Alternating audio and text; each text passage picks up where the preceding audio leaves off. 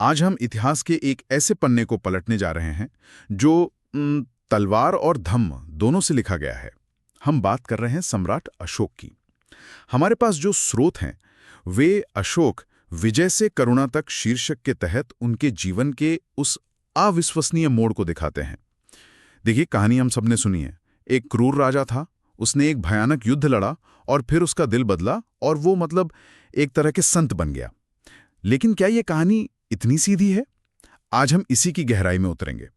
हमारा मकसद ये समझना है कि क्या ये सिर्फ एक इंसान के दिल बदलने की कहानी है या फिर एक बहुत बड़े साम्राज्य को चलाने की एक सोची समझी राजनीतिक रणनीति भी। वो कौन सा डिक्लेक था, वो कौन सी एक घटना थी जिसने चंड अशोक यानी क्रूर अशोक को देवानाम प्रिय देवताओं का प्रिय बना दिया। तो चलिए शुरू से शुरू करते हैं। कहानी शुरू होती है पाटलिपुत्र से, मौर्य साम्राज्य की राजधानी। अशोक के दादा थे चंद्रगुप्त मौर्य, जिन्होंने साम्राज्य की नींव रखी थी, और पिता थे सम्राट बिंदुसार। स्रोत बताते हैं कि अशोक बचपन से ही अपने भाइयों से बहुत अलग थे। बेहद प्रतिभाशाली, लेकिन उतने ही उग्र और महत्वाकांक्षी भी। बिल्कुल। और उनकी यही काबिलियत, यही महत्वाकांक्षा उनके लिए एक मुसीबत भी बन गई। सम्राट बिंदुसार उनकी प्रशासनिक क्षमता को जानते थे, लेकिन दरबार में अशोक का जो बढ़ता कद था और उनका आक्रामक स्वभाव, वो उनके सौतेले भाइयों और कई मंत्रियों को खटकता था। उन्हें लगता था कि अशोक सिंहासन के लिए खतरा है। तो इसी वजह से एक तरह से उन्हें केंद्र की राजनीति से दूर करने के लिए उज्जैन का राज्यपाल बनाकर भेज दिया गया। अच्छा, तो ये एक तरह का राजनीतिक वनवास था, लेकिन लगता है कि अशोक ने इसे भी एक अवसर में बदल दिया। सही कहा। उज्जैन में उन्होंने अपनी प्रशासनिक पकड़ और मजबूत की। उन्होंने दिखाया कि वो सिर्फ एक योद्धा ही नहीं बल्कि एक कुशल प्रशासक भी हैं, और विद्रोहों को उन्होंने जिस बेरहमी से कुचला, उससे उनकी एक कठोर शासक की छवि और पक्की हो गई। बाद में जब तक्षशिला में एक बड़ा विद्रोह हुआ जिसे अशोक के भाई भी नहीं दबा पाए, तब बिंदुसार को अशोक को ही भेजना पड़ा, और अशोक ने वहां सिर्फ सैन्य बल से नहीं बल्कि स्थानीय लोगों की समस्याओं को समझकर शांति स्थापित की। इससे उनका रुतबा और बढ़ गया। तो एक तरफ वो एक कुशल प्रशासक थे, लेकिन दूसरी तरफ उतना ही क्रूर भी। क्या यही क्रूरता हमें उनके सिंहासन तक पहुंचने के रास्ते में भी दिखाई देती है? क्योंकि सम्राट बिंदुसार की मृत्यु के बाद जो हुआ वो तो और भी भयानक था। हाँ, और यहीं पर कहानी थोड़ी धुंधली हो जाती है। जो श्रीलंकाई बौद्ध ग्रंथ हैं जैसे महावंश और दीपवंश, जो अशोक के कई सौ साल बाद लिखे गए, वो ये बताते हैं कि अशोक ने सिंहासन के लिए अपने 99 भाइयों की हत्या कर दी थी। ये एक ऐसी कहानी है जिसने चंड अशोक की छवि को हमेशा के लिए गढ़ दिया। एक मिनट, 99 भाई? ये आंकड़ा तो अविश्वसनीय लगता है। क्या इस बात के कोई ठोस ऐतिहासिक सबूत हैं या ये सिर्फ एक कहानी है? यह एक बहुत महत्वपूर्ण सवाल है। देखिए, अशोक के अपने जो शिलालेख हैं, हाँ। वो इस बारे में पूरी तरह से चुप हैं। अच्छा। वो अपने भाइयों का जिक्र तो करते हैं, लेकिन एक परिवार के तौर पर, न कि दुश्मनों के तौर पर। तो कई इतिहासकार मानते हैं कि ये 99 भाइयों की हत्या की कहानी शायद बाद में इसलिए घड़ी गई। क्यों? क्या मकसद था इसके पीछे? ताकि अशोक के परिवर्तन को और ज्यादा नाटकीय बनाया जा सके। लेकिन हाँ, इस बात से इनकार नहीं किया जा सकता कि सिंहासन के लिए संघर्ष बहुत हिंसक और रक्त रंजित रहा होगा। सत्ता का हस्तांतरण शांतिपूर्ण तो बिल्कुल नहीं था। ठीक है, तो लगभग 268 ईसा पूर्व में अशोक का राज्याभिषेक हुआ। अब वो मौर्य साम्राज्य के निर्विवाद सम्राट थे। उनका साम्राज्य लगभग पूरे भारतीय उपमहाद्वीप में फैल चुका था, सिवाय एक हिस्से के, कलिंग, आज का ओडिशा। कलिंग पर विजय पाना उनके लिए इतना जरूरी क्यों था? देखिए, कलिंग सिर्फ एक छोटा राज्य नहीं था, वो बहुत समृद्ध था। उसके अपने बंदरगाह थे और दक्षिण पूर्व एशिया के साथ उसका सीधा व्यापार था, और रणनीतिक रूप से भी वो मौर्य साम्राज्य के पूर्वी और दक्षिणी हिस्सों के बीच में पड़ता था। अच्छा। तो कलिंग को जीतना अशोक के लिए सिर्फ साम्राज्य का विस्तार नहीं, बल्कि अपनी सैन्य श्रेष्ठता साबित करने और मौर्य साम्राज्य को एक अखंड रूप देने का एक जुनून बन गया था। और इसी जुनून का नतीजा था कलिंग का युद्ध, जो लगभग 261 ईसा पूर्व में लड़ा गया। स्रोत में दिए गए आंकड़े तो दिल दहला देने वाले हैं। कहा जाता है कि इस युद्ध में 1 लाख से ज्यादा सैनिक मारे गए। 1.5 लाख लोगों को बंदी बनाकर देश से निकाल दिया गया और इससे भी कई गुना ज्यादा आम नागरिक मारे गए या बेघर हो गए। ये सिर्फ 2 सेनाओं की लड़ाई नहीं थी, ये एक पूरी आबादी का विनाश था। बिल्कुल। लेकिन मेरा सवाल ये है कि क्या उस दौर के युद्धों में इतना विनाश आम बात थी, या कलिंग में कुछ ऐसा हुआ जिसने अशोक को व्यक्तिगत रूप से तोड़ कर रख दिया? युद्ध हमेशा से क्रूर रहे हैं, इसमें कोई शक नहीं, लेकिन कलिंग में 2 बातें अलग थीं। पहली कि प्रतिरोध बहुत भयंकर था। कलिंग के लोगों ने अपनी आज़ादी के लिए आखिरी सांस तक लड़ाई लड़ी, जिसमें आम नागरिक भी शामिल थे। इसलिए विनाश का जो पैमाना था वो अभूतपूर्व था। और दूसरी और शायद सबसे जरूरी बात, अशोक ने इस विनाश को अपनी आंखों से देखा।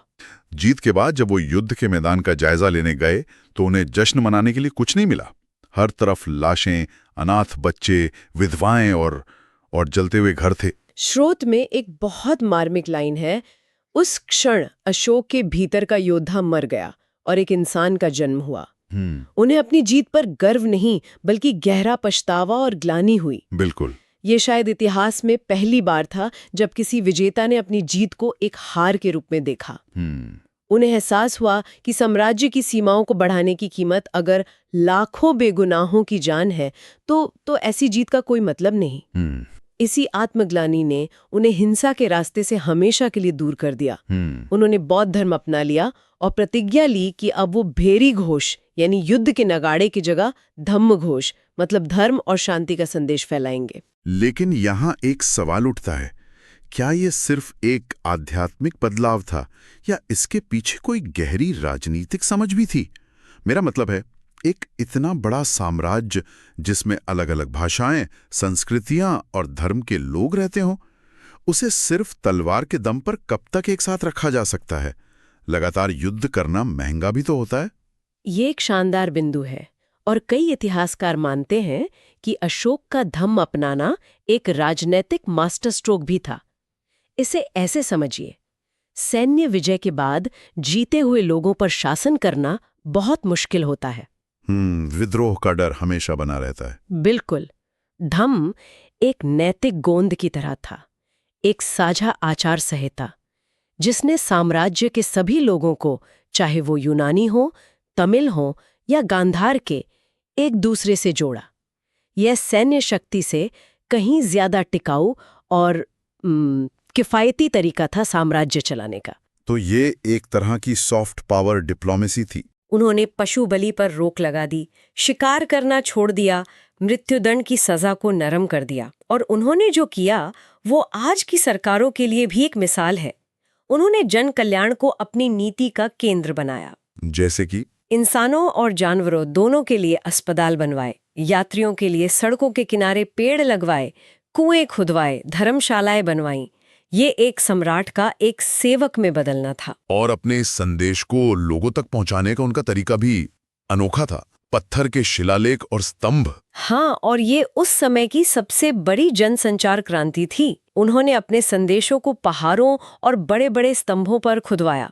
और सबसे बड़ी बात, उन्होंने ये संदेश संस्कृत में नहीं बल्कि आम लोगों की भाषा प्राकृत और ब्राह्मी और खरोष्टी जैसी लिपियों में लिखवाएं ताकि हर कोई उन्हें पढ़ और समझ सके। अच्छा। ये शिलालेख आज भी भारत, नेपाल, पाकिस्तान और अफगानिस्तान में मिलते हैं। इन शिलालेखों में वो कहते क्या थे?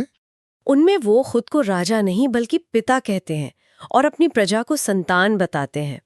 वो कहते हैं कि सभी धर्मों का सम्मान करना चाहिए, बड़ों की इज्जत करनी चाहिए, दासों और नौकरों के साथ अच्छा व्यवहार करना चाहिए।